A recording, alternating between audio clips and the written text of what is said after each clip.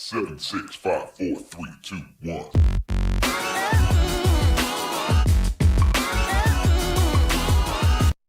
The Batman, objectively one of the most anticipated films of the year.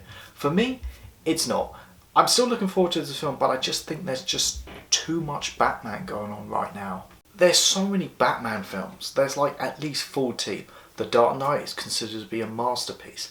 Batman Begins has always been my favourite, but there's so many other Batman films I always go back to, whether it's Batman Forever, Mask of the Phantasm, even Mystery of the Batwoman.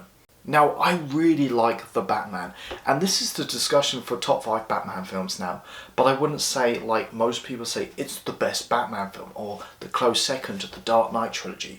And I doubt this is going to be like my favourite comic book film of the year, but I will say this is the most grounded and realistic Batman film we've had to date, whether that's a good thing or a bad thing, and I'll get to that in a sec. Now, this is the best Batman film to deal with the detective side of the character more than anything else. Batman knows the answers to the riddles, but where do the riddles lead?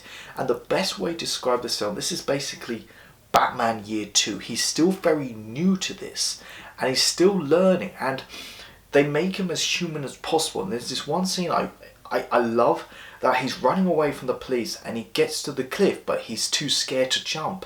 And that's great, because if you've seen all the other Batman films, he doesn't hesitate. He just jumps off. But this one, he's like, oh shit.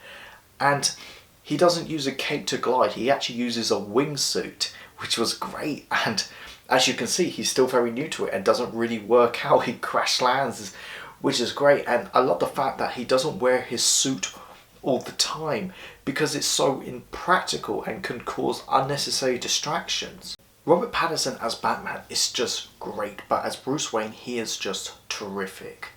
I mean, on screen you could just tell the character is just damaged to a point of no return. He isn't the playboy billionaire that we've seen before, and he realizes at the end of the film he needs to be more than just vengeance. He needs to become a symbol of hope. Paul Dano as the Riddler, I mean, they really bring the character down to earth. I mean, how much I enjoy Jim Carrey as the Riddler.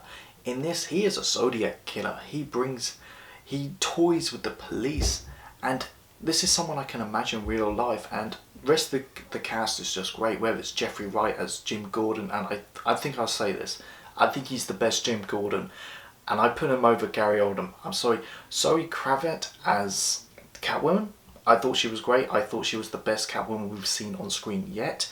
Andy Serkis was fine, he's only in the film for like 6 scenes.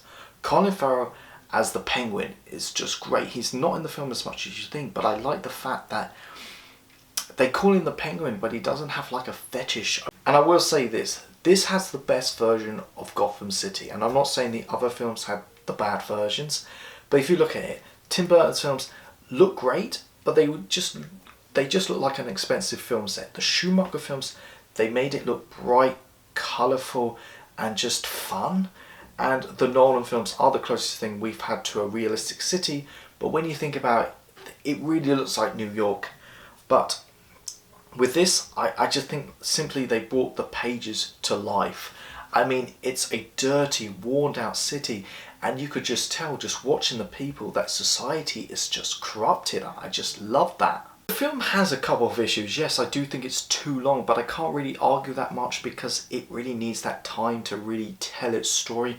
And when I said this is the most grounded Batman film we've had yet, I think it really limits on what they can do in the sequel. I couldn't see them bringing like supernatural villains like Clayface and Mr. Freeze or Man-Bat.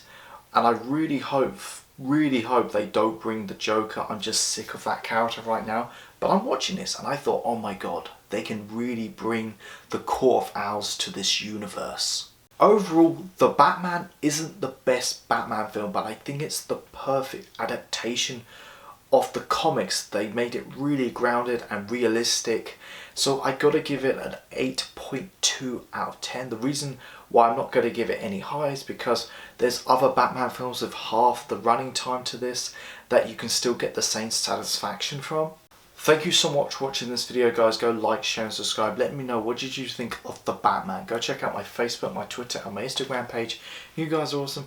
I've got your back.